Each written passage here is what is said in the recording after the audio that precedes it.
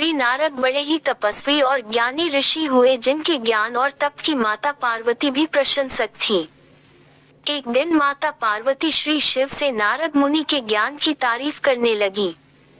शिव ने पार्वती जी को बताया कि नारद बड़े ही ज्ञानी हैं, लेकिन किसी भी चीज का अहंकार अच्छा नहीं होता है। एक बार नारद को इसी अहंकार घमंड के कारण बंदर बनना पड़ा था। ये सुनकर माता पार्वती को बहुत आश्चर्य हुआ। उन्होंने श्री शिव भगवान से पूरा कारण जानना चाहा। तब श्री शिव ने बतलाया, इस संसार में कोई कितना ही बड़ा ज्ञानी हो, लेकिन श्री हरि जो चाहते हैं वो उसे बनना ही पड़ता है। नारद को एक बार अपने इसी तप और बुद्धि का अहंकार हो गया था। इसलिए नारद को सबक सिखाने के लिए श्री विष्णु को एक युक्ति सूझी। हिमालय पर्वत में एक बड़ी पवित्र गुफा थी। उस गुफा के निकट ही गंगा जी बहती थी। वो परम पवित्र गुफा नारद जी को अत्यंत सुहावनी लगी। वहाँ के पर्वत, नदी और वन को देखकर उनके हृदय में श्री हरि विष्णु की भक्ति अत्यंत बलवती हो उठी और वे वहीं बैठकर तपस्या में लीन हो गए।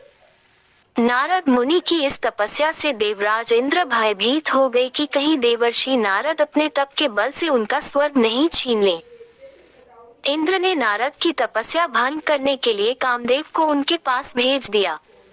वहां पहुंचकर कामदेव ने अपनी माया से वसंत ऋतु को उत्पन्न कर दिया। पेड़ और पत्ते पर रंग बिरंगे फूल खिल गए, कोयले कूकने लगी और भौरे गुंजार करने लगे। कामाग्नि को भड़काने वाली शीतल मंद सुगंध सुहावनी हवा चलने लगी। ब्रह्मा आदि अप्सराएं नाचने लगी, किंतु कामदेव की किसी भी माया का नारद मुनि पर कुछ भी प्रभाव नहीं पड़ा। तब कामदेव को डर सताने लगा कि कहीं नारद मुझे शाप न दे दें। इसलिए उन्होंने श्री नारद से क्षमा मांगी। नारद मुनि को थोड़ा भी क्रोध नहीं आया और उन्होंने कामदेव को क्षमा कर दिया। कामदेव वापस अपने लोक में चले गए। कामदेव के चले जाने पर नारद मुनि के मन में अहंकार हो गया कि मैंने कामदेव को जीत लिया। वहां से वे शिव जी के पास चले गए और उन्हें अपने कामदेव को हराने का हाल कह सुनाया। भगवान शिव समझ गए कि नारद को अहंकार हो गया है। शंकर जी ने सोचा कि यदि इनके अहंकार की बात विष्णु जी जान गए तो नारद के लिए अच्छा नहीं होगा। इसलिए उन्होंने नारद से कहा कि तुमने जो बात मुझे बताई है उसे श्री हरि को मत बताना। नारद जी को शिव जी की यह बात अच्छी नहीं लगी। उन्होंने सोचा कि आज तो मैंने कामदेव को हराया है और ये भी किसी को नहीं बताऊं। नारद जी क्षीरसागर पहुंचे गए और शिव जी के मना करने के बाद भी सारी कथा उन्हें सुना दी। भगवान विष्णु समझ गए कि आज तो नारद को अहंकार ने घेर लिया है। अपने भक्त के अहंकार को वे सह नहीं पाते, इसलिए उन्होंने अपने मन में सोचा कि मैं ऐसा उपाय करूंगा कि नारद का घमंड भी दूर हो जाए और मेरी लीला भी चलती रहे। नारद जी जब श्री विष्णु से विदा होकर चले तो उनका अभिमान और भी बढ़ गया। इधर श्री हरि ने अपनी माया से नारद जी के रास्ते में एक बड़े ही सुंदर नगर को बना दिया। उस नगर में शीलनिधि नाम का वैभवशाली राजा रहता था। उस राजा की विश्व मोहिनी नाम की बहुत ही सुंदर बेटी थी, जिसके रूप को देखकर लक्ष्मी भी मोहित हो जाए।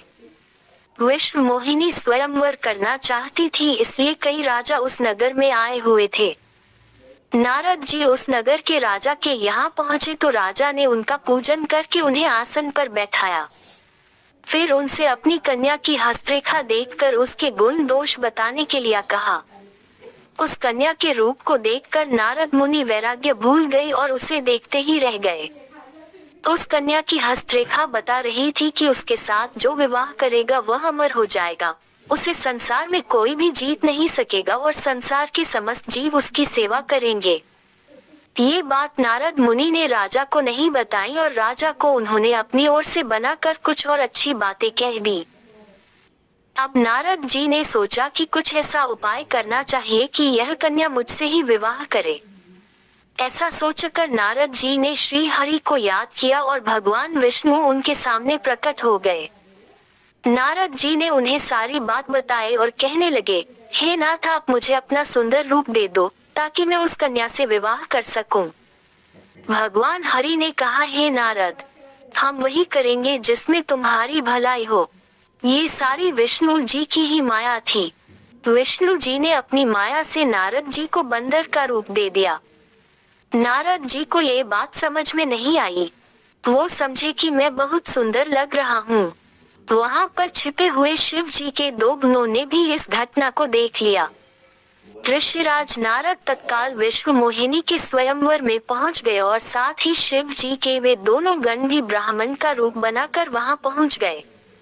वे दोनों गण नारद जी को सुनाकर कहने लगे कि भगवान ने इन्हें इतना सुंदर रूप दिया है कि राजकुमारी सिर्फ इन पर ही रीझेगी। उनकी बातों से नारद जी मन ही मन बहुत खुश हुए। स्वयं भगवान विष्णु भी उस स्वयंवर में एक राजा का रूप धारण कर आ गए। विश्व मोहिनी ने कुरूप नारद की तरफ देखा भी नहीं और राजा रूपी विष्णु के गले में वरमाला डाल दी। मोह के कारण नारद मुनि की बुद्धि नष्ट हो गई थी। राजकुमारी द्वारा अन्य राजा को वरमाला डालते देख वे परेशान हो उठे। उसी समय शिव जी के गणों ने ताना कसते हुए नारद जी से कहा, जरा दर्पण में अपना मुंह तो देखिए। मुनि ने जल में झांक कर अपना मुंह देखा और अपनी कुरूपता देखकर गुस्सा हो उठे। गुस्से में आकर उन्होंने शिव जी के उन दोनों गणों को राक्षस हो जाने का शाप दे दिया। उन दोनों को शाप देने के बाद जब मुनि ने एक बार फिर से जल में अपना मुंह देखा तो उन्हें अपना असली रूप फिर से मिल चुका था। नारद जी को अपना असली रूप वापस मिल गया था, लेकिन भगवान विष्णु पर उन्हें बहुत गुस्सा आ रहा था, क्योंकि विष्णु के कारण ही उनकी बहुत ही हंसी हुई थी। वे उसी समय विष्णु जी से मिलने के लिए चल पड़े। रास्ते में ही उनकी मुलाकात विष्णु जी, जिनके साथ लक्ष्मी जी और विश्व मोहिनी भी थी, से हो गई। उन्हें देखते ही नारद जी ने कहा, आप दूसरों की खुशियां देख ही नहीं सकते। आपके भीतर तो ईर्ष्या और कपट ही भरा हुआ है। समुद्र मंथन के समय आपने श्री शिव को बावला बनाकर विष और राक्षसों को मदिरा पिला दिया और स्वयं लक्ष्मी जी और कौस्तुभ मणि को ले लिया। समुद्र मंथन के समय आपने श्री शिव को बावला बनाकर विष और राक्षसों को मदिरा पिला दिया और स्वयं लक्ष्मी जी और कौस्तुभ मणि को ले लिया। आप बड़े धोखेबाज और मतलबी हो। हमेशा कपट का व्यवहार करते हो। हमारे साथ जो किया है उसका फल जरूर पाओगे। आपने मनुष्य रूप धारण करके विश्व मोहिनी को प्राप्त किया है, इसलिए मैं आपको शाप देता हूँ कि आपको मनुष्य जन्म लेना पड़ेगा। आपने हमें स्त्री से दूर किया है, इसलिए आपको भी स्त्री से दूरी का दुख सहना पड़ेगा। और आपने मुझको बंदर का रूप दिया, इसलिए आपको बंदरों से ही मदद लेना पड़े।